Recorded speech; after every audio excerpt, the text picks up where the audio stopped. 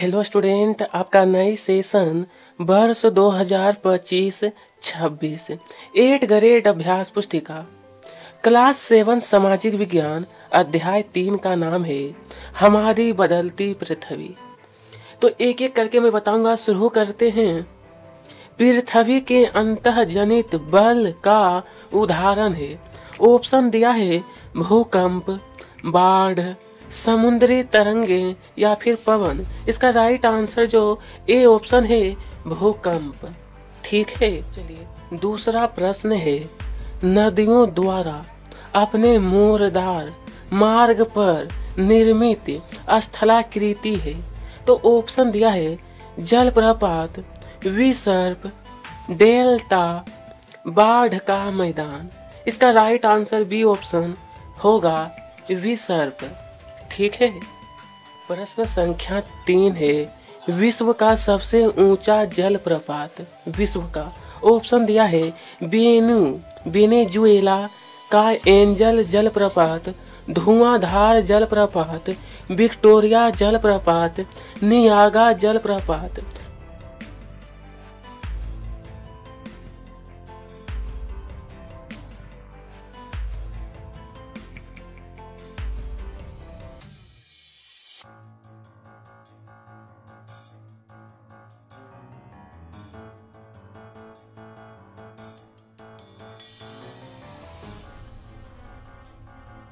प्रश्न 5, नदी जब किसी खरे ढाल वाले स्थान से घाटी में गिरती है तब वह बनाती है जलप्रपात, विसर्प, डेल्टा या फिर चाप झील। इसका जो सही आंसर है ए ऑप्शन होगा जलप्रपात। ठीक है। अब यहाँ पर देखिए कहा है, जब बालू कण विस्तृत क्षेत्र में निक्षेपित हो जाते हैं तो यहाँ पर भरना है आपको लो एंस कहलाते हैं। उसके बाद बी नंबर है, नदियों द्वारा उनके मुहानों पर अवसादों के संग्रह से तो यहाँ पर भरना है डेल्टा का निर्माण होता है। नदी के जल से दृश्य भूमि का तो यहाँ पर आपको भरना है अपरदन होता है। क्या होता है? अपरदन। उसके बाद बोला है भूकंप की तीव्रता, तो जो होता है ना, हम लोग रिएक्टर स्केल द्वारा मापी जाती है। किसकी? भूकंप की तीव्रता को। बोला है प्रपट्टी पर खुले हुए छिद्र जिनसे पिघले हुए पदार्थ अचानक निकलते हैं तो उसे हम लोग ज्वालामुखी।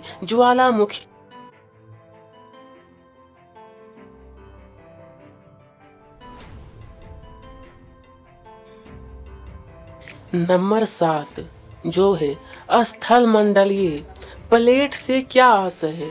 स्थल मंडलीय, तो इसका उत्तर लिखना है स्थल मंडल अनेक प्लेटों में विभाजित है जिन्हें स्थल मंडलीय प्लेट कहते हैं। भूप्रपट्टी में अनेक बड़े एवं कुछ छोटी कठोर असमान आकार की प्लेटें होती है जिन पर महाद्वीप एवं महासागर की सतहें टिकी रहती है। ठीक है, यहाँ तक आपको पहले क्लियर कर लेना है। उसके बाद नंबर 8 है, बालू टिब्बा किसे कहते हैं? बालू टिब्बा। प्रश्न 8 है, बालू टिब्बा किसे कहते हैं? बालू टिब्बा, तो इसका उत्तर रहेगा जब पवन का बहाव रुकता है तो यह रेत गिरकर छोटी पहाड़ी बनाती है। इनको बालू टिब्बा कहते हैं। इन्हीं को क्या कहते हैं हम लोग? तो इसी को बालू टिब्बा कहा जाता है। ठीक है। चलिए प्रश्न 9 है, रेगिस्तान का मुख्य लक्षण। रेगिस्तान का मुख्य लक्षण क्या है? तो देखिए इसका उत्तर रहेगा रेगिस्तान में पवन, अपरदन एवं निक्षेपण का प्रमुख कारक है। रेगिस्तान में छलक के आकार के सेल पाए जाते हैं। रेगिस्तान में सामान्यतः छतक सेल पाए जाते हैं। ठीक है। अब देखिए प्रश्न 10 में बोला है अंतः जनित बल के कारण पृथ्वी पर कौन सी घटनाएं घटित होती है पृथ्वी पर। तो देखिए अंतः जनित बल के कारण पृथ्वी पर भूकंप, ज्वालामुखी, भूस्खलन आदि घटनाएं घटित होती है। जो बल पृथ्वी के आंतरिक भाग में घटित होते हैं उन्हें अंतःजनित बल कहते हैं। क्या कहते हैं? अंतःजनित बल। चलिए यहाँ पर बोला गया था ना हमसे कि ज्वालामुखी का नामांकित चित्र, तो आप लोग इस प्रकार से बना सकते हो ज्वालामुखी का चित्र जैसा यहाँ पर दिखाया गया है। ठीक है, तो आगे का प्रश्न अब देखते हैं। हालांकि ये जो चित्र है आपके बुक में भी दिया गया है, वहां से आप लोग बना सकते हैं। चलिए अब देखने वाले हैं प्रश्न संख्या 12। भूकंप के दौरान बचाव के लिए हमें कहाँ कहाँ आश्रय लेना चाहिए, मतलब कहाँ कहाँ पर रहना चाहिए। तो देखिए यहाँ पे भूकंप के दौरान बचाव के लिए हमें रसोई के काउंटर या मेज के नीचे आश्रय लेना चाहिए। भूकंप के झटके आने तक अंदर रहें और झटके कम होने पर खुले मैदान में आ जाएं। ठीक है, और यहाँ पर थोड़ा सा सुधार करना है आपको। यहाँ पर मेज है, ठीक है, चो के जगह आपको जो लिखना है। मेज मतलब आपका बिस्तर जो होता है ना उसके नीचे।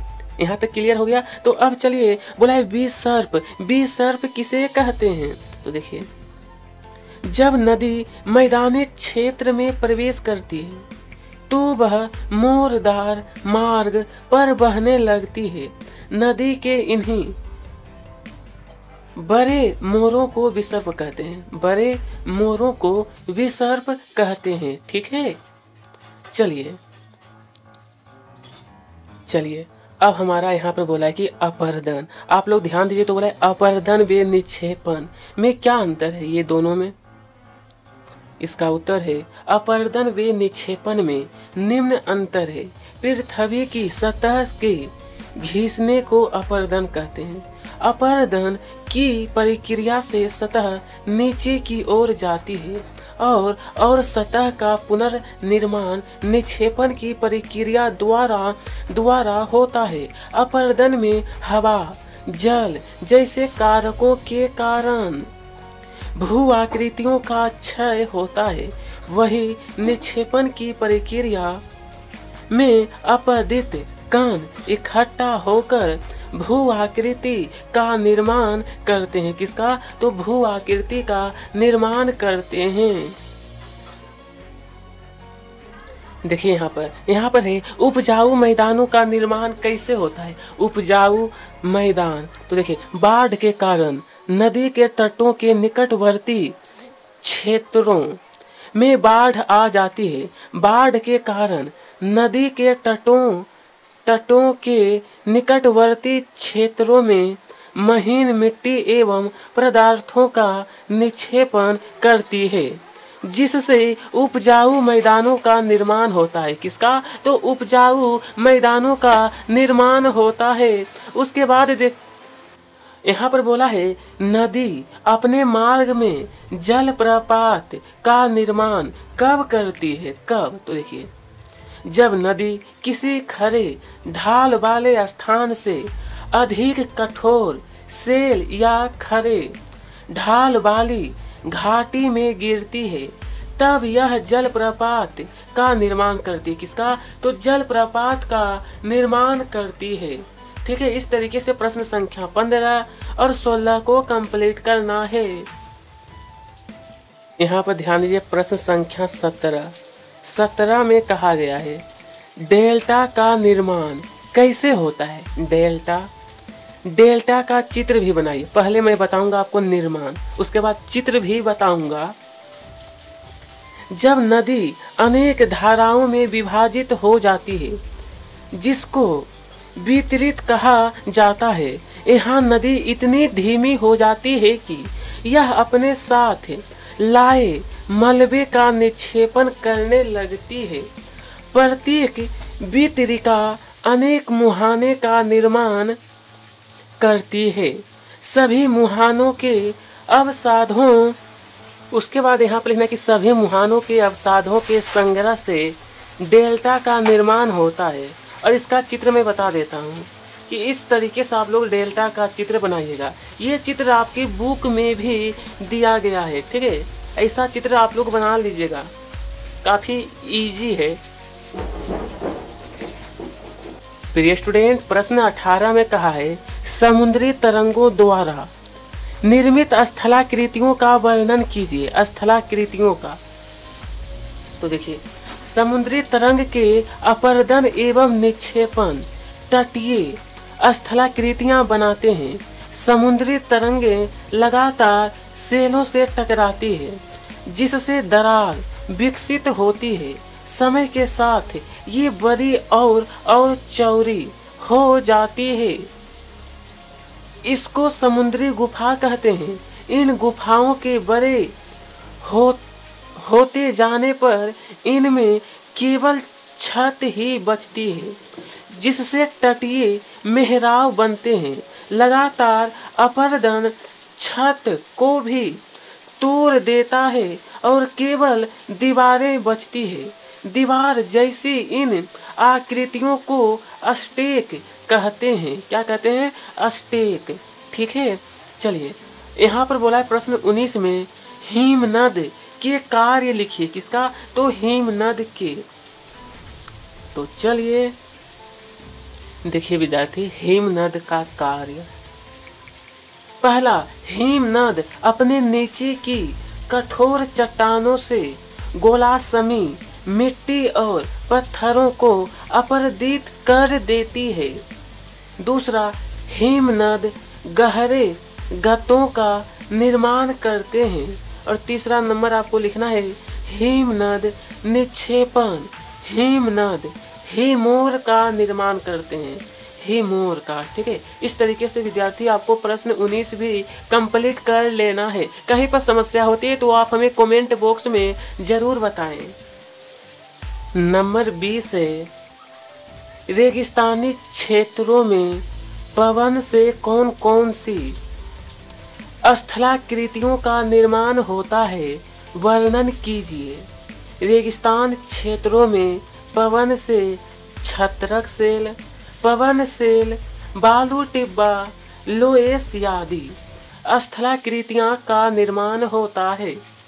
छत्रक सेल, रेगिस्तान में छत्रक के आकार के सेल देख सकते हैं, जिन्हें छत्रक सेल कहते हैं।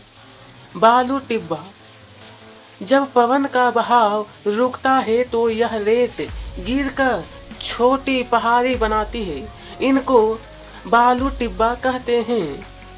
तो इस प्रकार से आपको उत्तर लिखना है। तो वहीं पर